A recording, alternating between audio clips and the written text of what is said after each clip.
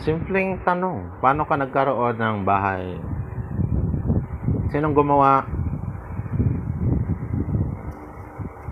Simple lang. Anong ginawa mo sa nanay mo? Ba't namatay? Naglaklak ka. Naka-oxygen ang nanay mo. Naglaklak ka, hinayaan mong mamatay ang nanay mo. Nasa sayo yung pension ng nanay mo. That time, si Siglos Arex ang nag-study. Ikaw, laklak, lakas tama. Nung namatay yung nanay mo, ikaw yung tumira dun sa conjugal. Kapal Ngayon, nag-reflect. Ang kagandahan, nag-reflect sa anak mo. Live-in na yung anak mo dun. Ang bata pa.